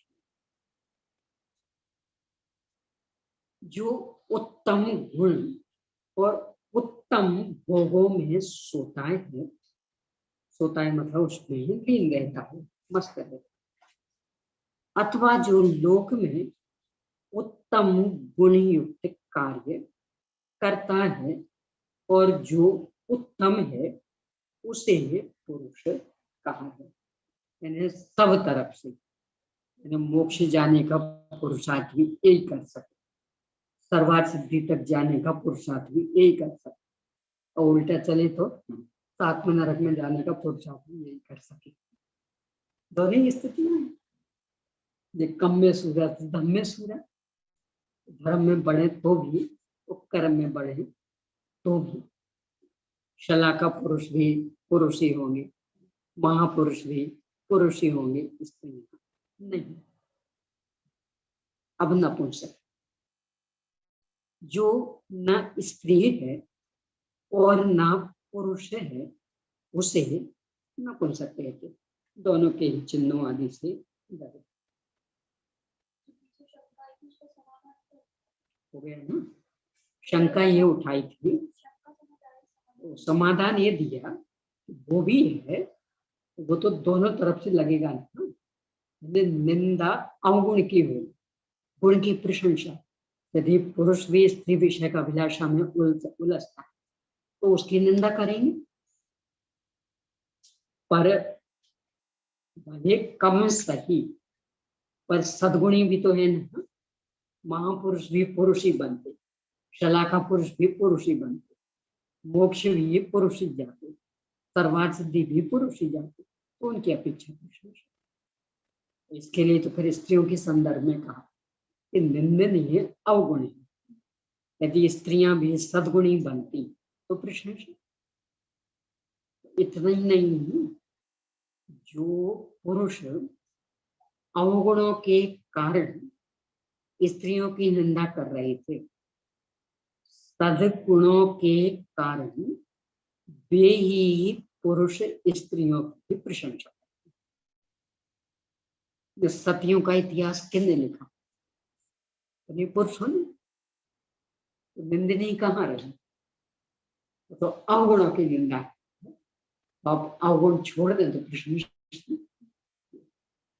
ऐसे पुरुष भी अवगुणी बनते तो निंदनीय, यानी अकेले पुरुष पने से कोई प्रशंसनीय थोड़ी हो जाएंगे। यदि विषयासक्त रहते हैं तो उनकी भी निंदा होती। नपुंसक की जो दोनों के चिन्हों से रहित, अर्थात जिसके स्त्री और पुरुष विषय दोनों प्रकार की अभिलाषा पाई जाती है उसे नपुंसक कहते हैं। और अभिलाषा इतनी तृप्ति के लिए कोई अवसर ही नहीं। कहा कि 300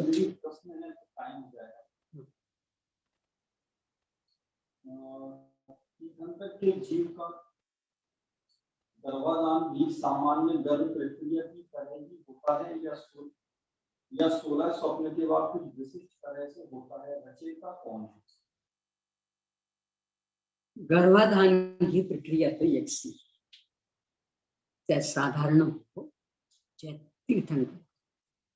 वो 16 स्वप्न तो एक सूचना मात्र, और तीर्थंकर की माता के 16 दिन, बाकी चक्रवर्ती की माता है, नारायण आदि की, प्रतिनारायण आदि, उनको भी स्वप्न आते हैं। ये एक सूचना, उससे कोई संबंध नहीं है विशेष, तो गर्भाधान प्रक्रिया ये बस इतना अंतर है कि तीर्थंकर की माता की योनि की पूर्वोन्नति वाली होती, पूर्वोन्नत मतलब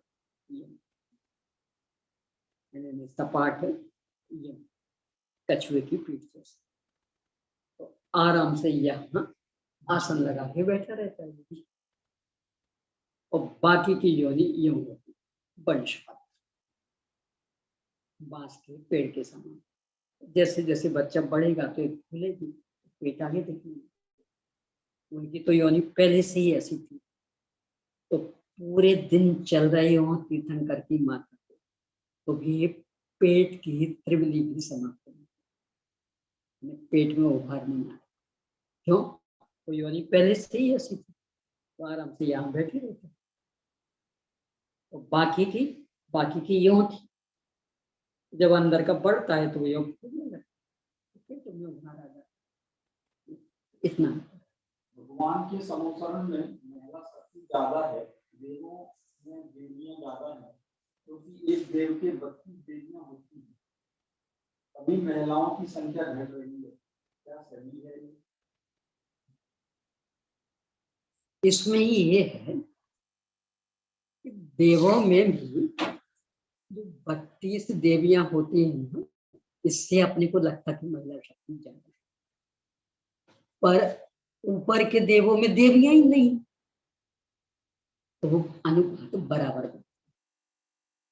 यानी नीचे के देवों में एक के कम से कम 32, पर 16वें स्वर्ग से ऊपर तो देवियां ही नहीं, वो संख्या बराबर हो जाती है। ऐसे ही यहाँ कि अपन मात्र इस भारत भूभाग को देख रहे, तो लगता महिलाओं की संख्या कम हो रही, पुरुषों की अधिक, पर अपना विश्व अकेला भारत भूभाग थोड़ी है। कर्मभूमि भी लें 170 कर्मभूमि, और वर्तमान का भी लें तो अमेरिका, यूरोप आदि भी तो इसी विश्व में ही, वहां तो महिलाओं की संख्या कम नहीं है। मनुष्य की संख्या उनकी संख्या समान है, इसमें किसकी संख्या ज्यादा, स्त्री की या पुरुष? इसकी तो आगे चर्चा आने वाली है, समय पाएंगे, क्योंकि वो संख्या में सामान्य सही अंतर पड़ता है, और वहां तो इस तरह का प्रश्न खड़ा करेंगे कि आप सब सामान्य से अंतर में स्त्री पुरुष नपुंसक को गिना रहे, हमें तो नपुंसक कोई ज्यादा दिखते ही नहीं। वहां जो प्रकरण आएगा संख्या मार्ग नाम, तो तीनों में लगभग समान, थोड़ा सा ही, तो उसको लेकर के प्रश्न खड़ा करेंगे, नपुंसक कहाँ ज्यादा दिखते, तो उत्तर देंगे कि आप शरीर के आकार को देख रहे,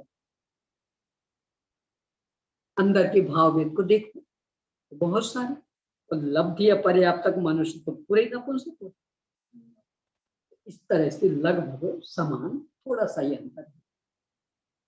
और यही तो कारण 9वें गुण स्थान के सवेद भाग तक तीनों वेद चलते, कोई सा भी वेद, तो बस एक ही शर्त, बाहर का शरीर का आकार, अंदर में तीनों की संख्या में थोड़ा सा विशेष, आगे संख्या मारना में आएगा। संख्या मारना मतलब इसकी अपनी तीसरी पुस्तक, उसमें आए।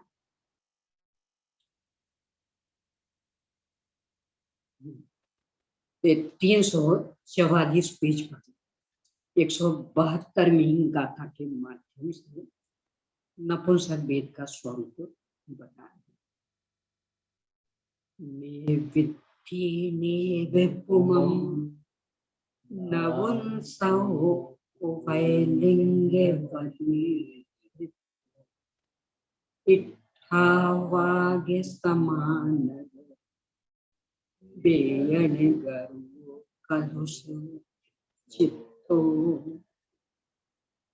जो न स्त्री है और न पुरुष है, किंतु स्त्री और पुरुष संबंधी दोनों प्रकार के लिंगों से दरित है।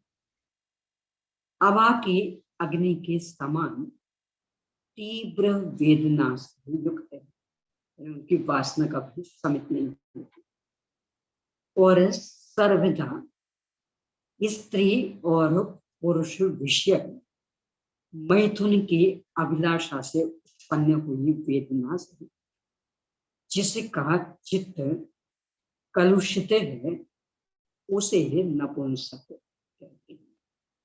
निरंतर विषय वेदना से भी परेशान होते, इसलिए अन्य कोई काम उन्हें सूझते ही नहीं। जिनके तीनों प्रकार के वेदों से उत्पन्न होने वाला संताप यानी अंतरंग दाह, विषय वासना, मैथुन संज्ञा दूर हो गया है, वे अपगत वेद जीवन। नौवीं गुणस्थान के अवेद भाग से लेकर 10वां, 11वां, 12वां, 13वां, 14वां और 17वां यहाँ तक सब अपगत वेद। सूत्र में कहे गए सभी पदों के साथ संति पद का सम्बन्ध कर लेना चाहिए, यानी कोई एक एक जीव नहीं है, सब में अनेकों। कहा भी है गाथा 113, कार से तन सरिस परिणाम बेणु मुखा, अब गए वेदा जीवा सत्य संभव नंत वर सोखा। जो कारिस यानी कंडे की अग्नि के समान, ये स्त्री वेद के लिए, तृणाग्नि के समान पुरुष वेद के लिए, और इष्टापाक अग्नि यानी ईंट को पकाई जाने वाली अग्नि यानी हवा की अग्नि के समान परिणामों से उत्पन्न हुई वेदना से रहित है। यानी नीचे 3, ऊपर 3 क्रमशः स्त्री वेद, पुरुष वेद और नपुंसक वेद, तो इन संबंधी परिणामों से जो पूर्णतया रहित और अपने आत्मा से उत्पन्न हुए अनंत और उत्कृष्ट सुख के भोक्ता हैं, उन्हें वेद रहित जीव कहते हैं। 2 बातें इसमें एकदम स्पष्ट कर दी। एक तो ये कि मैथुन संज्ञा के परिणाम, प्रविचार के परिणाम, ये वेदना, इनमें सुख मानना ये अंधकार को उजिला मानने जैसा, ये जहर को अमृत मानने जैसा। ये तो वेदना, पहले भी आए वेदना का प्रतीका, ये प्रविचार जो है वह तो वेदना का उपचार किया। तो ये नहीं समझे कोई कि जिनके विषय नहीं, इसका मतलब भी दुखी रहते होंगे कि ना, वेदना नहीं, तकलीफ नहीं, पर आत्मा से उत्पन्न होने वाले अनंत और उत्कृष्ट सुख के लिए भोक्ता, अतीन्द्रिय सुख संपन्न है, वेदना से रहित, इसलिए परम सुखी। यानी पंचेंद्रिय विषय भोगों की चाह ये वेदना है, सुख नहीं, और उसकी पूर्ति में लगना ये वेदना को दबाने का प्रयास। जैसे क्षुधा वेदना, यानी भूख लगी, अपन ने भोजन किया, उससे भूख रोग मिटता थोड़ी, दबा दिया, यानी एक प्रकार से पेन की दी। बहुत ज्यादा हाथ में दर्द था, पेन किलर ले लिया, उससे बीमारी मिटी थोड़ी, दर्द थोड़ा सा कम हो गया। ऐसे ही विषय भोग की प्रवृत्ति पेन किलर तो रोग को मिटाने में सक्षम नहीं है, रोग है, कष्टदायक है, और जो इन सबसे रहित स्वरूप में स्थिर है वे अनंत उत्कृष्ट अनुपम सुख के भोक्ता है। अब आगे इनकी गुणस्थानों पर चर्चा होगी।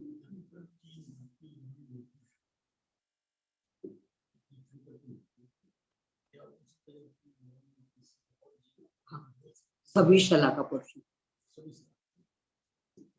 यानी चक्रवर्ती के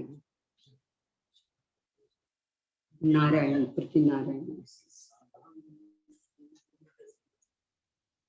और साधारण को तो नहीं, पर मात्र एक बात आई कि जैसे चक्रवर्ती भरत आदि 100 भाई थे और उसमें ही उनकी एक ब्राह्मणी बहन, तो जिस योनि से भरत चक्रवर्ती का जन्म हुआ उसी योनि से सामान्य 99 भाइयों का भी, उसी योनि से बहन का भी, इतना होता है।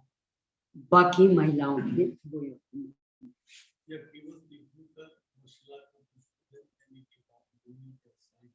नहीं, योनि तो सुरक्षित, वो थोड़ी करती है, वो तो महिला के जो जन्म से मिल गई वह मरण तक रही। शरीर की संरचना सारी अवयव जन्म से मिल जाती, तो उसमें अंतर नहीं पड़ेगा, पर अन्य महिलाओं के नहीं होगी। पर उस योनि में अन्य का जन्म भरत चक्रवर्ती वाले उदाहरण से आचार्य ने स्पष्ट किया कि उसी योनि से ब्राह्मणी का जन्म है, उसी योनि से उनके 99 भाइयों का जन्म।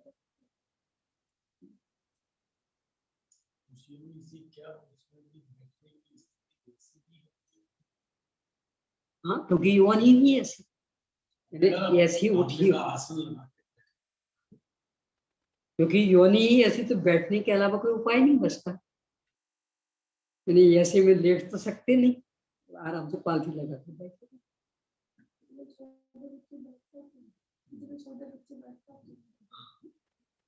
छोटे मतलब 6 महीने तक तो पूरे शरीर बनता नहीं, वहां तो अभी अलग अलग, और जहाँ 6 महीना का पूरा होते होते आते पूरे शरीर बन गया, बैठे आत्मानुभव हो सकते 6 महीने पूरे होने के बाद।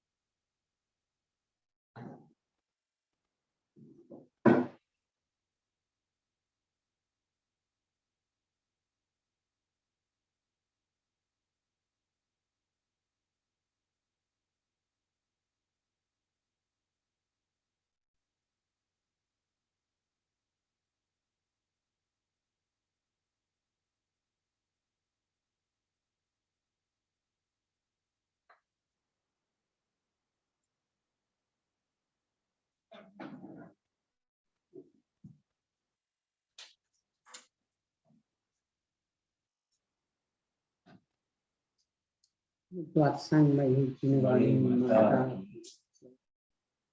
अहिंसामयी जैन धर्म पंच परमेश्वरी भगवान